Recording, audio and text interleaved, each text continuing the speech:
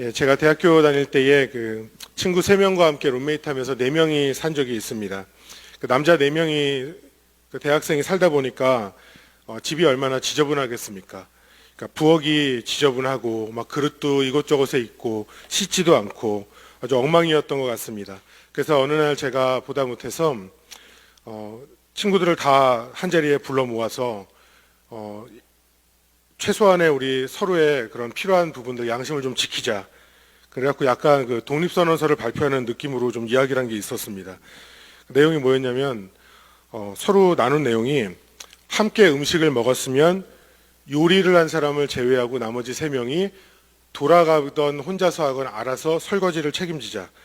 만약 혼자 음식을 먹었으면 그 사람이 먹고 설거지까지 책임지자. 만약에 음식을 먹었으면 그 요리를 했으면 기본적인 반찬, 기본적인 그 재료들, 예를 들면 뭐 쌀, 소금, 식용유, 버터, 계란, 파 이런 것들은 공동 구매로 해서 4분의 1씩 하고 그 외에 자기가 먹고 싶은 거, 뭐 쥐포를 샀다 그러면 그건 이제 자기 돈으로 계산해라. 그러니까 지금 생각하면은 뭘 그때 그렇게 쪼잔하게 이런 것까지 했나 그랬지만 그 당시에는 굉장히 심각했습니다.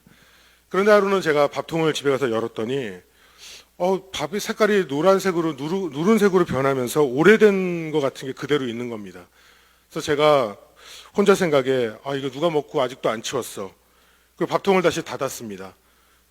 이거를 한 사람이 반드시 치우겠지. 그리고 몇 주가 지났습니다. 그리고 다시 집에 가서 밥통을 열었는데 밥이 거의 썩기 직전이었습니다. 그래도 씻지 않았습니다. 한 사람이 치워야 되니까. 나중에 봤더니 밥통이 밥이 썩어서 곰팡이까지 슬고 뭐 굉장히 정말 밥통이었습니다. 그래서 다 같이 모여서 다시 얘기했습니다. 정말 너무하는 거 아니냐? 이거 누가 했냐? 먹은 사람 빨리 치워라.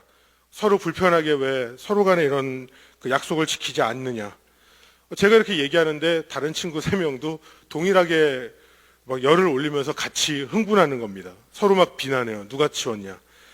그래서 나중에 하나하나 좀 시간을 짚어보면서 누가 했는지를 찾아봤더니 저희들이 이제 학교에서 뭐 바쁘면은 집에 오지 못하니까 친구들이 저희 집에 2명이 놀러 왔다가 저희가 오면은 같이 식사하려고 기다리고 있었는데 집주인들이 다 안 온 겁니다. 그랬더니 이 친구들이 자기들끼리 밥을 해먹고 친구들이 돌아간 거예요. 그리고 밥통에 밥은 집주인들이 알아서 나중에 그 컨티뉴에서 먹고 치우겠지.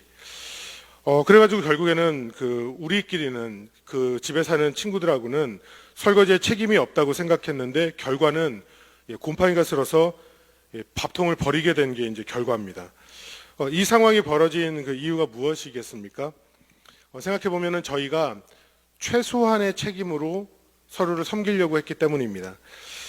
만약 최소를 넘어서 그 이상의 책임을 가지고 저희들이 나왔더라면 서로를 위해서 조금 더 봉사한다 생각했더라면 먼저 본 사람이 치우면 됐는데 설거지하면 됐는데 그것이 아니라 최소한만 지켜도 된다라고 생각했기 때문에 이러한 그 결과가 생긴 것이죠.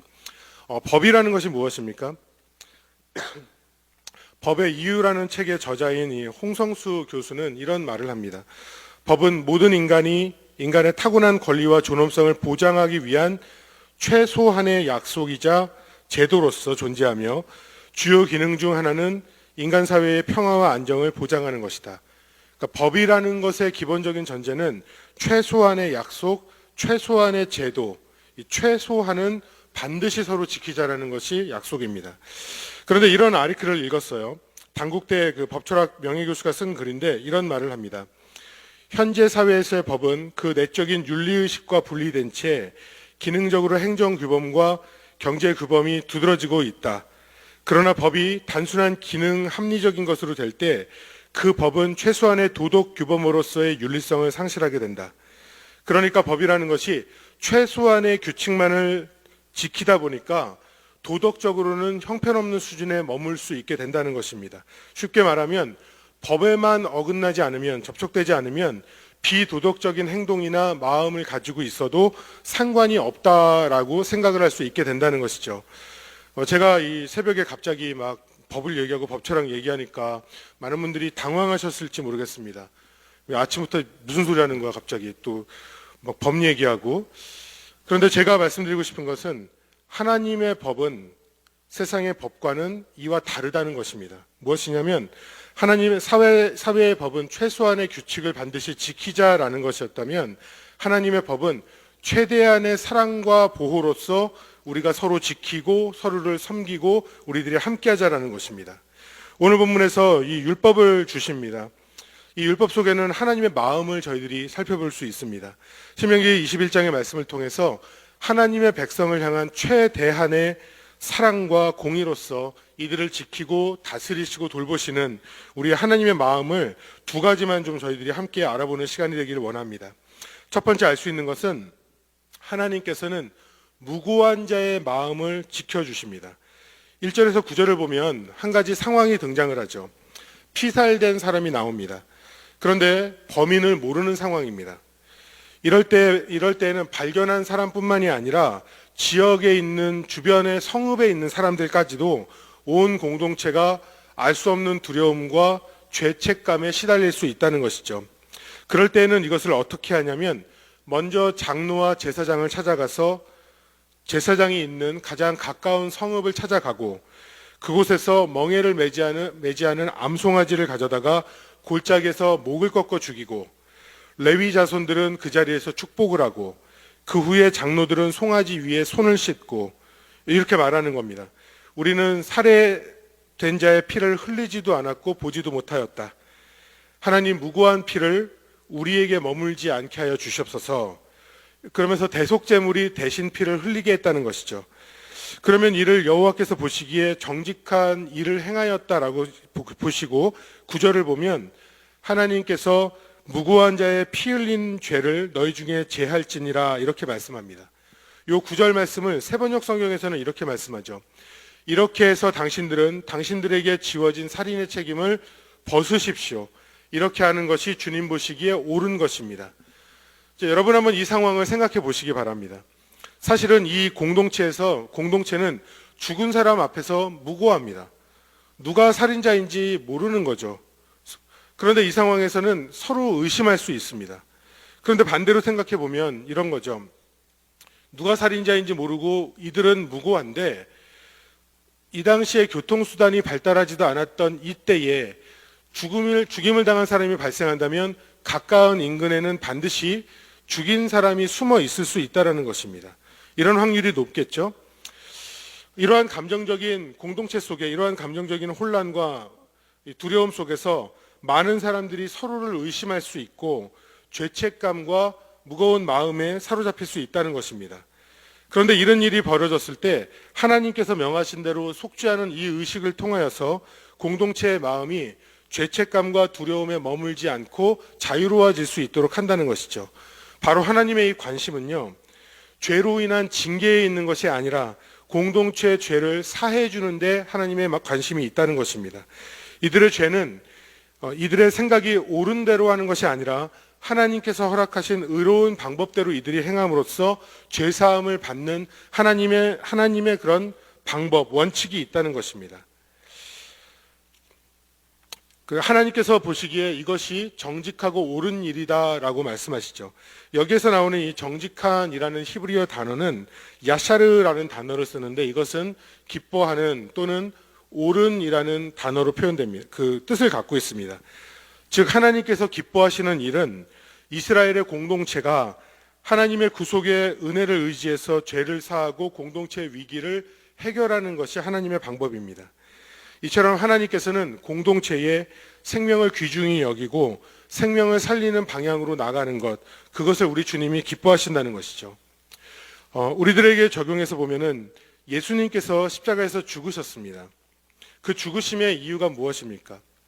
이스라엘 마을 공동체에 무고한 자들 가운데 숨겨진 살인죄를 지은 자와 또 죄책감과 두려움 속에 살아가는 공동체를 용서하고 자유케 하기 위해서 대속제물이 필요했던 것처럼 우리의 숨겨진 죄와 유한함에서 오는 무력함, 무기력, 그리고 죽음의 근본적인 두려움으로 살아가는 우리를 위해서 예수님께서는 스스로 희생 제물이 되신 것입니다. 예수님으로 인해서 새 생명으로 살아가는 저희를 위해서 하나님은 우리가 은혜를 받은 대로 여기서 머무는 것만이 아니라 우리의 공동체에서 생명을 소중히 여기고 생명을 살리고 생명을 나누고 서로를 용서하고 용납하는 것을 우리 주님은 원하신다는 것입니다. 때로는 우리가 살아가면서 내가 잘못하지 않은 것이 있죠. 살아가면서 전혀 나랑은 무관한 것 같은 일들이 있는 것입니다. 그런데 우리들은 그런 속에서도 나는 전혀 관계없기 때문에 동떨어진 일로서 생각하고 있는 것이 아니라 관심을 가지고 그 상황을 해결하거나 또 그로 인하여서 마음이 무겁고 힘든 자를 돌보는 것으로서 우리의 공동체가 서로 돕고 살아가는 것을 말합니다. 우리가 가정과 직장과 또 우리의 공동체 가운데 정말 영혼을 소중히 여기고 우리 이웃의 다른 사람의 마음을 돌볼 수 있는 그런 귀한 역사, 하나님의 마음이 저희 가운데 흘러갈 수 있기를 간절히 소망합니다. 또 이어서 보면은 두 번째로 하나님께서는 사회적인 약자를 돌보십니다. 10절에서 14절 말씀을 보면 포로로 잡은 여자와 혼인하는 그런 경우의 율법을 말씀하고 있죠. 바벨론 문서에 의하면은 고대의 아수르 같은 나라에서는 포로를 굉장히 가혹하게 대하였다라는 기록이 남아 있습니다. 포로의 손이나 발에 족쇄를 채우고 또 입술과 코와 혀에 이 구멍을 뚫고 고리를 끼우기도 했다고 합니다. 그리고 엄지발가락이나 그 엄지손가락을 잘라서 전투력을 잃게 하기도 했고 반란의 혐의가 있으면 손발을 자르기 일쑤였다라는 기록이 있습니다. 이 당시에 여성이 노예가 되었을 경우는 어땠을까요? 주인의 소유물이죠. 그렇기 때문에 어떤 일을 하던 물건으로서 취급받을 수 있었던 그러한 상황입니다. 전혀 보호를 받을 수 없었죠. 그런데 오늘 본문에 보면은 11절에 이렇게 얘기하죠. 아리따운 여자를 아내로 삼고자 하면 그 다음에 어떻게 하냐면 집으로 데려가서 머리를 깨끗이 하고 손톱을 밀고 포로의 의복을 벗게 하고 한 달 동안을 혼자 살며 애곡하고 그 후에 부부가 되게 한다. 이제 이러한 말씀입니다. 그리고 14절을 보면 이후에 마음에 들지 않으면 마음이 변하면 그 여성을 자유롭게 가게하고 돈을 받고 누군가에게 팔지 말고 욕보였으면 종으로서 더 이상 여기지 말아라 이렇게 말씀합니다. 이게 무슨 말씀일까요? 이러한 상황이 되면 여성을 전쟁 후에 노예로서 데려온 전리품으로 여기지 말라라는 그러한 말씀입니다. 30일 동안의 애도하는 시간을 갖게 한 것은 그 시간 동안에 여성이 자신의 마음속에 남아있던 두고 온 가족과의 유대를 끊는 그러한 30일의 시간이고 남자는 그 시간 동안을 존중해서 기다려야 한다는 것이죠. 그리고 남자가 감정과 태도의 변화를 보여서 이혼하게 되는 경우가 있더라도 여성을 노예로 여기지 말고 그렇게 헤어지지 말고 이 같은 민족으로서 자신의 그 부인으로서 신분과 지위를 유지하면서 권리를 살아갈 수 있도록 놓아주라는 것입니다. 사랑하는 여러분, 하나님의 이 그 말씀 속에서 저희들에게 전해주는 하나님의 마음이 무엇입니까? 이것은 비록 노예로 잡혀왔지만 그 후에 이 유대인 남성과 결혼하였을 때 그 상황과 마음을 최대한 존중해 주라는 것이고 혹시 마음이 변하였더라도 이 여성을 동등히 여기고 최대한 그 보호를 하면서 살아갈 수 있도록 만들라는 것입니다. 즉 하나님의 마음은 가장 약한 자, 그것도 약한 여성, 노예에게 하나님의 긍휼과 보호가 흐르고 있는 것이죠. 주님은 낮은 신분, 노예의 비참함을 아시고 긍휼히 여기셨다는 것입니다. 연결해서 생각해 보면 이런 생각을 할 수 있습니다. 그런데도 마가복음 10장 45절을 보면 예수님은 이런 말씀을 하세요. 인자가 온 것은 섬김을 받으려 함이 아니라 도리어 섬기려 하고 자기 목숨을 많은 사람의 대속물로 주려 함이라. 구약에 보면은 노예에 대한 대우가 이토록 어렵고 힘들고 하나님께서는 이거를 보호하고 존중한다 했지만 그 신분 자체가 그렇게 낮았는데 예수님이 이 땅에 오셨을 때 예수님께서는 뭐라고 말씀하시냐면 인자는 스스로 섬기러 오셨다. 그리고 대속물이 되러 오셨다라고 예수님은 말씀하십니다. 다시 말하면 이 노예의 비참함을 아시는 예수님께서는 스스로 노예가 되기 위해 오셨다라고 말씀하시는 거죠. 사랑하는 여러분, 예수님이 이렇게 스스로를 노예처럼 종처럼 오셨다라고 말씀하시면서 대속물이 되겠다고 하시는 이유가 무엇이겠습니까? 이 비참함을 아시는 주님께서 저와 여러분이 죄의 종, 사단의 노예가 되지 않게 하시려고 스스로 노예처럼 섬기시며 대속물로 자신을 내어주신 것입니다. 그로 인해서 저희들이 이 땅에서 죄의 종로로 타지 않는 것이고 하나님의 자녀로서 이 땅을 살아가게 된 것입니다. 여러분, 이것을 믿으십니까? 우리는 이 땅에 종로로 떼어서 끌려가는 것 같은 그런 상황 속에 우리는 살 수 있었는데, 우리가 이렇게 끌려가면서도 내가 무엇에 묶여가는지도 모르는 그런 비참한 상황에 놓일 수 있었는데, 우리 주님이 나를 위하여서 십자가를 지심으로 인하여서 내가 자유함을 얻고 하나님의 자녀로서의 우리의 영적인 신분이 변화가 된 것입니다. 그런데 우리들은 그 후에 하나님의 자녀로서 이 땅을 살아갈 때 어떠한 삶을 살아야 하겠습니까? 우리의 주변에도 보면 누군가는 상황에 눌리고 사회적으로 소외받고 이 땅에서, 이 미국 땅에서 노예처럼 사는 것은 아니지만 그 심령이 마치 노예와 같이 정말 비참한 사람, 우리 주변에 있을 수 있다는 것입니다. 예수님을 만나서 자유로운, 축복받는, 그렇게 존중받는 하나님의 자녀가 된 우리들은 우리 주변에 그런 연약한 자들이 있다면 우리는 그들을 돌봐야 될 것이고, 우리는 그들을 향해서 마음을 쏟아야 할 것이고, 우리는 그들을 향해서 애통한 마음으로 그 영혼의 구원을 위하여서, 예수님을 만나고 변화되기 위하여서 우리는 기도하고 그들을 섬겨야 할 것입니다. 우리의 공동체 안에서 또 나의 삶의 영역에서 주님이 나를 향하여 그리하셨듯이 이 오늘 율법 가운데 흐르는 하나님의 이 그 최대한의 존중과 사랑이 이렇게 흘렀듯이 예수님께서는 그것을 온전히 우리에게 보여주셔서 우리를 구원해 주셨는데, 우리들도 서로를 존중히 여기고 서로를 사랑하고 더욱더 세워주는 귀한 삶으로 하나님께서 우리를 통해 축복하시고 우리를 통해 영혼을 구원하시는 그런 귀하고 놀라운 삶을 사는 저와 여러분이 되기를 간절히 소망합니다.